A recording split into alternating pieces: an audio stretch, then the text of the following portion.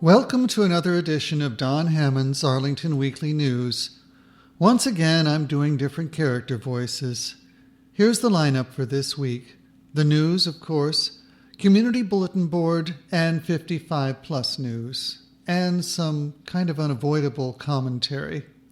That's the show. Now here's the social media reminder. You can watch us on YouTube at Arlington Weekly News and the number 1, also on Facebook, and you can listen on the radio at WERA 96.7 FM. Now, on to the news. As of Sunday evening, March 7th, reports show the number of confirmed COVID-19 cases in Arlington had reached 13,433. Regular viewers and listeners will note the continuing increase in our reported case numbers. While the rate of increase has declined, Arlingtonians are still getting sick. 251 people in the last 6 days. Elsewhere, we received the following announcement via Arlington County's email, and we quote, Arlington County and JBG Smith have entered into a letter of intent to restructure the ground leases of 2100 and 2200 and 2300 Clarendon Boulevard, and the theater parcel in the Courthouse Plaza complex. The county owns the land under these 3 properties, while JBG Smith owns the buildings. The letter of intent agreement states that the county will provide JBG Smith the option to extend the leases from the current expiration in 2062 to 2119.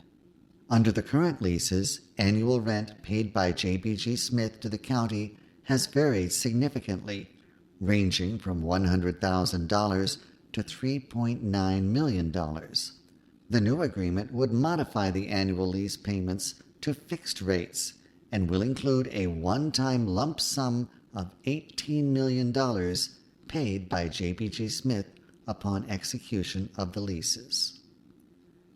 This revamped deal is great news for county taxpayers, said County Manager Mark Schwartz. These terms will bring in additional revenue over the term of the extension. It allows us to stay in the prime courthouse location, which has been home to county government operations since 1989.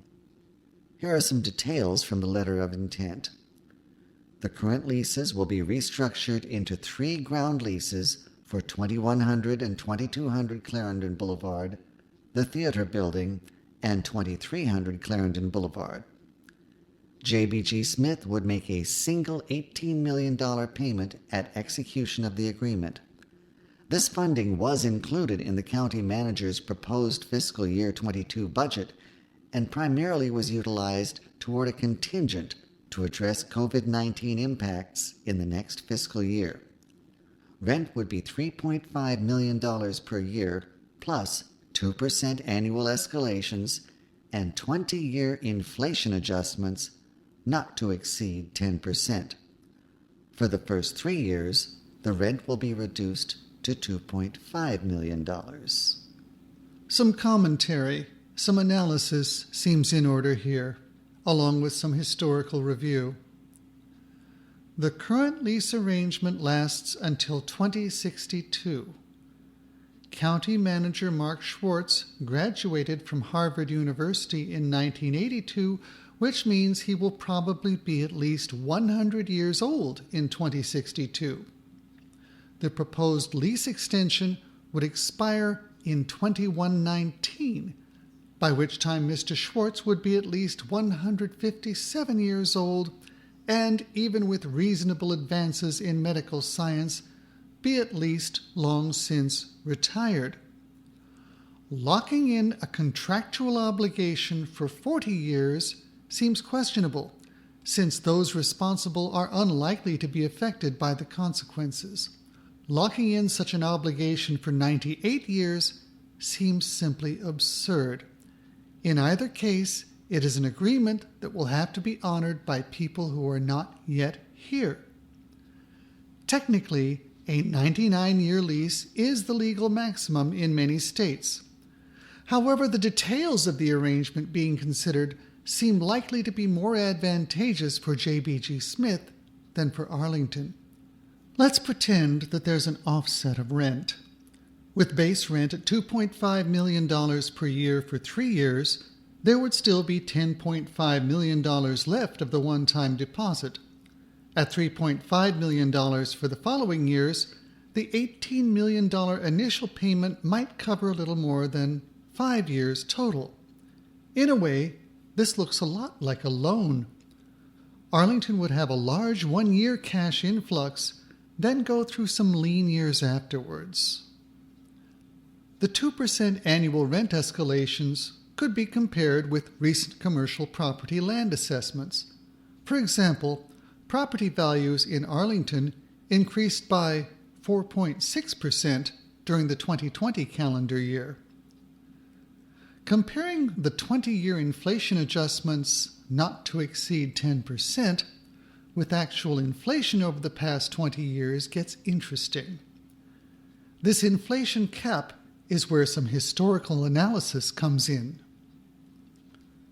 Inflation rates are commonly reported only on an annual basis. This results in moderate-looking numbers that are deceptive due to the compounding nature of the changes over time.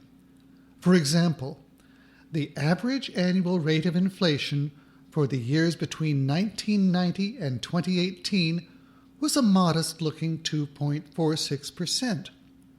However, the cumulative rate of inflation from January 1990 through November 2020 was 102.4% because each year's increase came on top of the previous year's increase. Over some 30 years, average prices doubled. Here are the cumulative inflation rates from recent decades. During the 1990s, it was 33.47%. During the 2000s, it was 28.31%. During the 2010s, it was 19.38%. In fact, in the history of inflation tracking, there was only one decade with negative cumulative inflation, the 1930s, as a result of the Great Depression. It seems very likely that a 10% inflation cap over a 20-year period would benefit J.B.H. Smith very handsomely. What about inflation over 98 years? It's likely to produce an effective benefit in purchasing power for J.B.H. Smith too large to realistically contemplate. Arlington, and Arlingtonians not yet born, would be far better served by a 99-year lease without those specific limitations attached. Also, the Arlington County Newsroom has announced the launch of a mobile no-cost-to-patients walk-up testing service in partnership with Quest Diagnostics. The Mobile Testing Command Center opened on Tuesday, March 9th at 1429 North Quincy Street, replacing the current drive-through testing site at that location. It will operate at that location for 2 weeks, Monday through Friday, from 9 o'clock a.m. through 4 o'clock p.m. Then it will move to new locations on a 2 to 3 week rotational basis in order to offer walk-up COVID-19 testing throughout the county. Locations will be shared via Ready Arlington, through the COVID newsletter, and on the county website.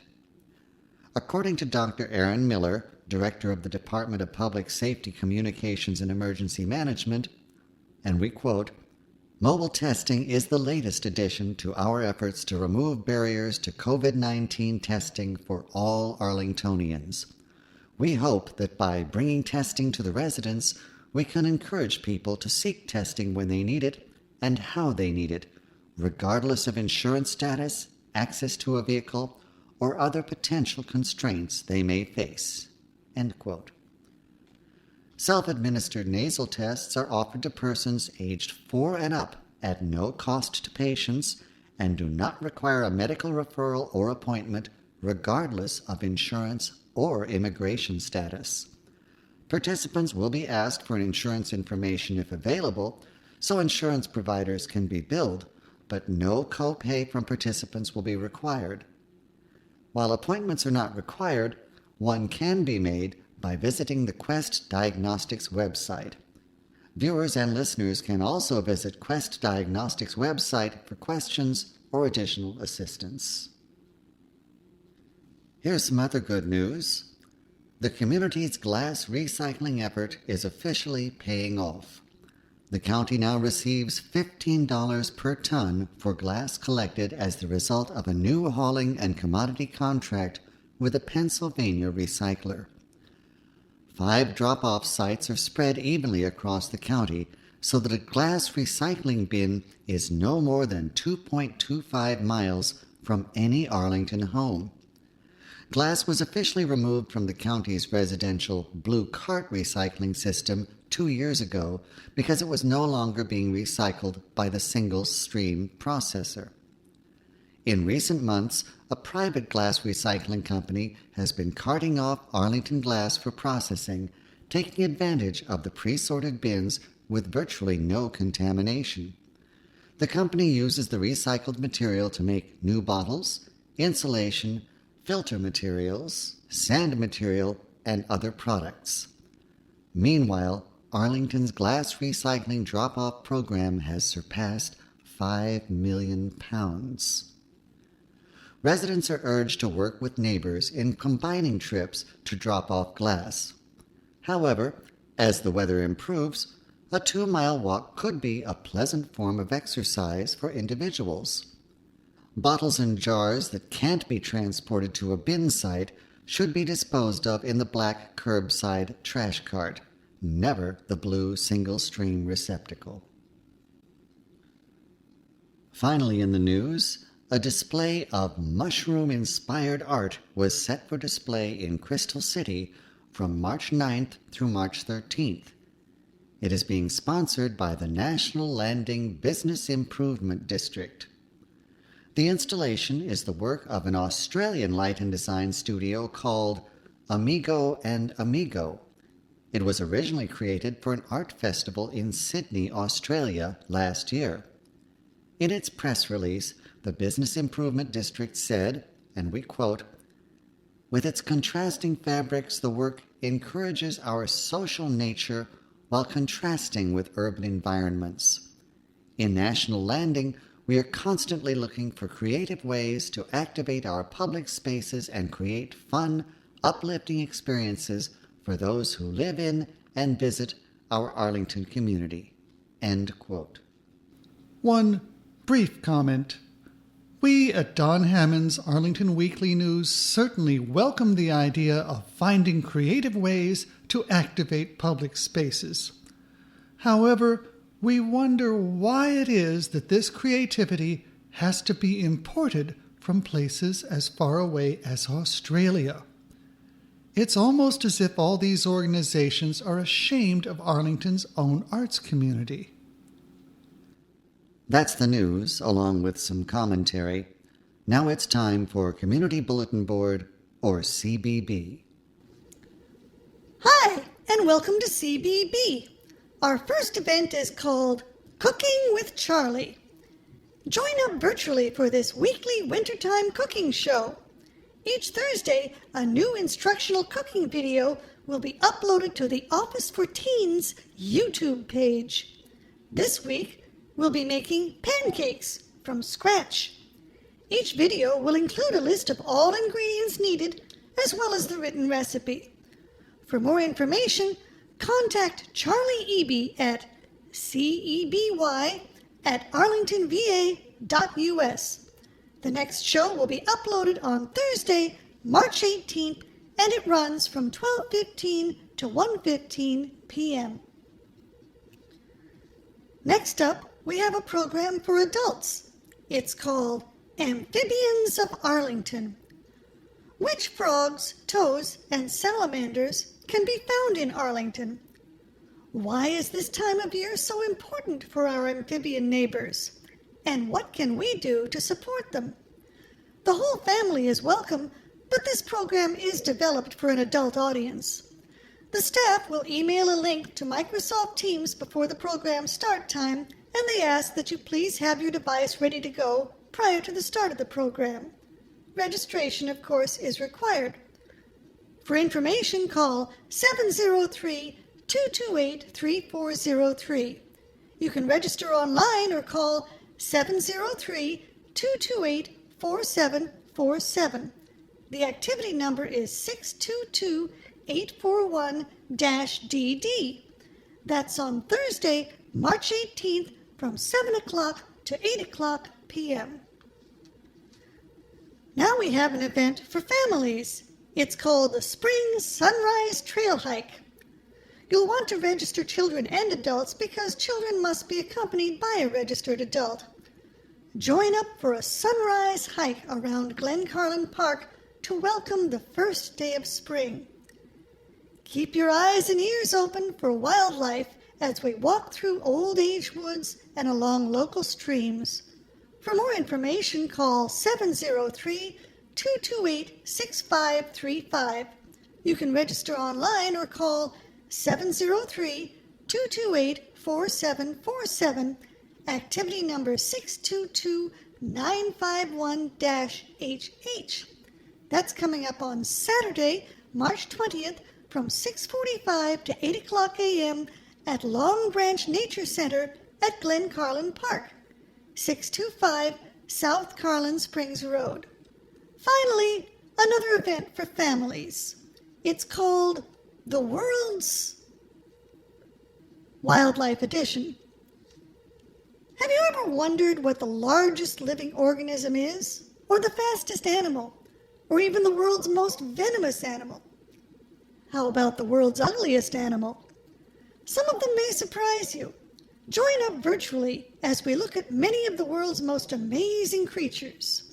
They'll email you a link to Microsoft Teams before the program start time, so you'll want to have your device ready to go before the program begins. Registration is required. You can register online or call 703-228-4747 and mention activity number 622-951-I. That's on Sunday, March 21st from 12 noon to 12:45 p.m. Now it's time for 55 Plus News. Howdy, and welcome to 55 Plus News. We got another 55 Plus walk coming up. Now, what with the warmer weather coming on, it's more important than ever to stay active with some friendly walking companions. You'll explore nearby trails and neighborhoods, and always in a safe, socially distanced manner. This time, you can explore the Potomac Overlook region. Now, you'll need to call to find the exact meetup location. You can register online or call 703-228-4747. Activity number is 913-201-12, and it's coming up on Wednesday, March 17th from 9:30 to 10:30 a.m. You gotta be 55 and up, and 55 Plus membership is required. Next up, we got something called Style and Substance. Now, certain objects can hold importance for us beyond what it seems like on the surface. Here's a chance to share a meaningful object, and community arts programmer Jim Halloran will demonstrate the techniques to paint it. Whether your object is a pocket watch, a baby blanket, a train ticket, or even a seashell, Jim can show you how to bring it to life. Just email jhalloran, that's JHALLORAN, at arlingtonva.us 2 weeks before class with a photo of your object and describe its significance to you. You can register online or call 703-228-4747. That's activity number 913-301-26, and it's coming up this one on Thursday, April 22nd. That's right, April, from 10 o'clock to 11:30 a.m. You got to be 55 and up, and 55 plus membership is required. Now, April 22nd seems like a long way off, but remember there's that 2 weeks early deadline you got to beat. So get a wiggle on so you don't miss out. Next up, it's time to line dance in the park. Line dance is easy for beginners and lots of fun for everyone. You don't even need a partner. Just line up and watch as the leader demonstrates the steps. Your instructor will be Judy Garth. Register online or call 703-228-4747 and mention activity number 913-701-1. That's on Friday, March 19th from 10 o'clock to 11 o'clock a.m. at Virginia Highlands Park, 1600 South Hayes Street. Gotta be 55 and up, and 55 plus membership is required. Finally, we got the Quarantine Music Busters again. Now, the Quarantine Music Busters is a non-profit group comprised of talented young musicians and vocalists. They are committed to busting the isolation caused by COVID-19, and they will perform a live interactive ensemble of classical music. You can register online or call 703-228-4747. Just mention activity number 913-802-8. That's on Sunday, March 21st from 3 o'clock to 4:30 p.m. It's for ages 55 and up, and you guessed it, 55 plus membership is required. Anyway, that's all I got for 55 plus news.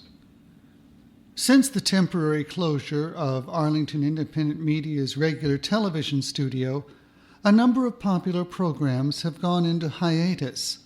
One of these was Bookman's Corner with Lois Lindstrom.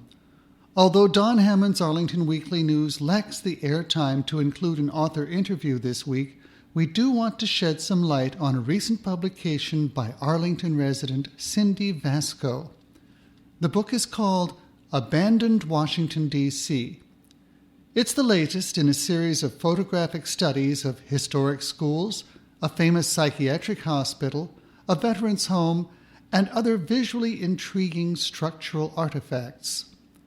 The first thing you should know is that the book is filled with gorgeous color photographs. The second thing is that Cindy's artistic vision is far-ranging and non-discriminatory. She captures images both above and below ground, such as the DuPont rail tunnel. There are stark images of desolate-looking overgrowth, but also inspiring scenes of grand old buildings reimagined as art centers. Elegant sculpture is given its place, but so is flamboyant graffiti. There are even some postcard-like images of the Lincoln Memorial, the Reflecting Pool, and the Vietnam Veterans Memorial. The text is informative, but it is the pictures that tell the story. Abandoned Washington, D.C. is a visual feast for anyone who is interested in the area, and another book about Northern Virginia is in the works. Also, in celebration of Arlington Independent Media's 39 years serving the community, they will host a variety of fund and awareness-raising events between April 26th and May 16th. Due to the impact of COVID-19 on AIM's revenue lines, disruption of classes, camps, and commercial productions, the success of this drive is crucial to the organization. Their goal is to raise $50,000 over the fund drive period. To meet this goal, they will need substantial help from our members and community supporters. That includes viewers and listeners, as well as producers and members. If you are interested in helping with any of these initiatives, contact Jackie at jax@arlingtonmedia.org.